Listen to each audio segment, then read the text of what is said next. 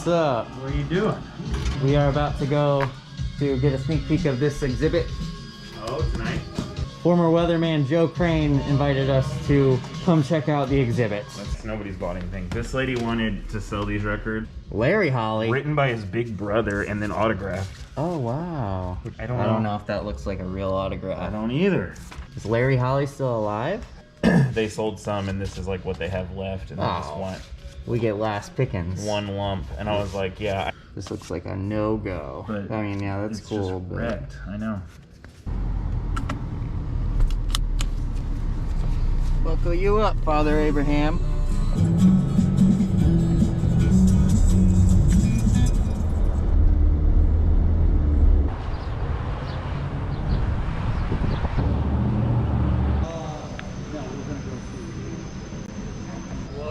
That is a real moving speaker there. Back into the exhibit for a little sneak preview. All right.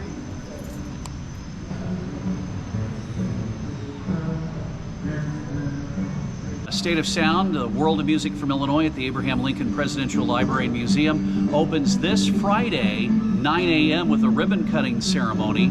And it'll be open every day, 9 to 5 through mid part of January of 2022. The only days we're closed between now and then, we're closed on Thanksgiving Day, Christmas Day, and New Year's Day. Here we go. Like you would see in a backstage area. But a lot of the artifacts that have been installed are undercover right now. Yeah. Like here's an example of one of our listening stations that we've got 13 different genres that are covered, plus a radio studio. Whoa. And like I said, you know, you've got these big doors out to the loading dock, and looks like they're backing in some gear right now as we speak. Oh, yeah. That's just how our backstage was at the Black Sheep Cafe. exactly. Now let's see. These are like some of the R&B. Muddy Waters. Really cool. Our exhibits team is so good. And what's amazing about this exhibit, a lot of museums will contract with a design company to build the exhibit. This is all done in-house. We have 2 carpenters that work to maintain the rest of the museum. In fact, here is our exhibits director, Lance Tauser. This is the group from Dumb Records. How's it going? All right, cool. Yep. So this is one of Ministry's sort of stage prop mic stand. Oh my God. It used I to was have a not liquid- expecting that. used to That's have- the industrial metal section, huh? Yeah, Right. I told them Industry. about the industrial metal, and they're like, Or Ministry. Ministry. Yeah. They're from Chicago area? Oh yeah. Yeah. Yeah. So it actually had been leaking whatever fluid was in there, and we were all freaked out about what it was or what it could be. And in the end, it turned out to be baby oil. Nice to meet you all. Love your store. Thank you. Thank you.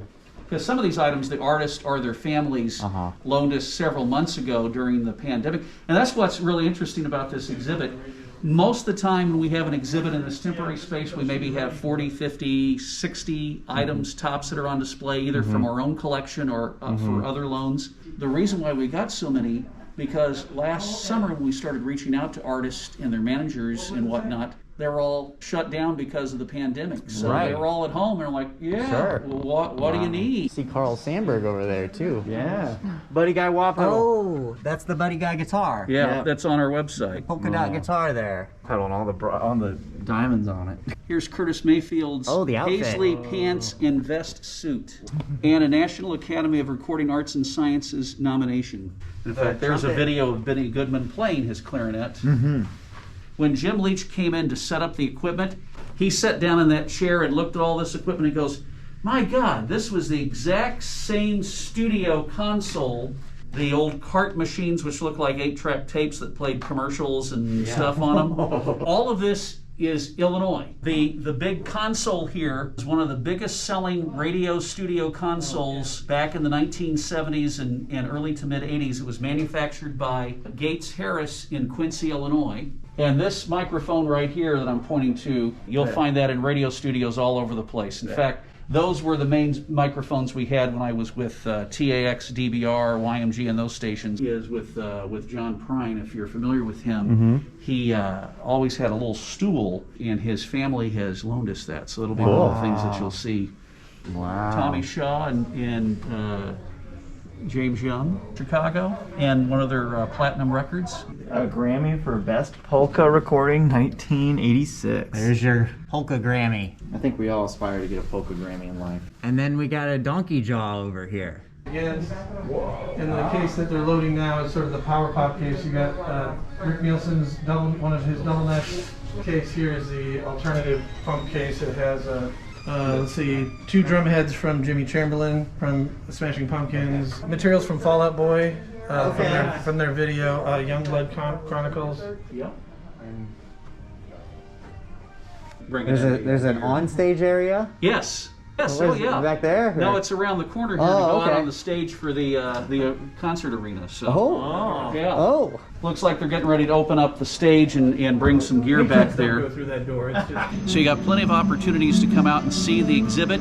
Keep in mind, even though it's a temporary exhibit, a special exhibit, it's still part of your admission price. So when you buy a ticket for the museum, it's included. You don't have to pay extra. However, starting next week, we will have the opportunity when you purchase your tickets online, you can upgrade your experience for an additional price on top of the regular admission price. You'll get a backstage package, backstage pass, which includes an actual lanyard that will have the State of Sound logo on it and a special State of Sound badge, just like you're going backstage. Whoa. And I believe special Nice. t-shirts included on it. So be sure to go to presidentlincoln.illinois.gov starting next week to Okay. get your backstage pass package. It's a little upgrade on the regular ticket, but again, you'll have something that is limited to only people that buy that special package, and we'll have some other merchandise in our museum store and whatnot related to the exhibit as we go through the year. So Awesome. all we ask is that you go to presidentlincoln.illinois.gov in advance to purchase your tickets, because we have timed reservations throughout the day to control the crowd capacity and make sure everybody stays safe during the COVID pandemic. Would you be okay with me bringing a crate out and showing you some of our local artifacts, Sure. I guess? Why don't you bring it up in the front area there? I got you a t-shirt. Oh, look at this. A Jump Records t-shirt. Yeah. Okay. This is my local, mostly Central Illinois. Familiar with this band Starcastle? No, I'm not. This band's from Champaign. Okay. This record came out in '76. Lincoln's Farewell to Springfield right Oh, there. cool. A collection of Lincoln's Yeah. speeches and writings for the 100th anniversary of his death, 1965. And I think actually he was on the air in Springfield on the local pre-Don Hickman days. We'll get to this one right now. Oh, Speaking of Don Hickman, Don Hickman, yes. this is taking pride in Springfield. Yes. The mayor actually gave me his copy of this record. Oh, wow. And it is while Ozzie Langfelder Yes, is mayor. his father. There's Gus Gordon. Of course, yeah. Mark McDonald, who's still around. He's on the local PBS station doing Illinois stories. He'll probably be down at some point to do a story Okay. about the exhibit. Yeah. The official Officials. 1968 Illinois State Fair theme song. Wow. Right there. I always look out for things that were recorded at Golden Voice Studios. Okay. That was an old studio that existed in Pekin, Illinois. Oh yeah, sure. They Yeah. did. They actually recorded some of the big, like Oh, yeah, REO like- Speedwagon yep, and Styx I even, think Dan maybe even Fogelberg. Head East, maybe. Yes. Song Here we of have Song of Springfield.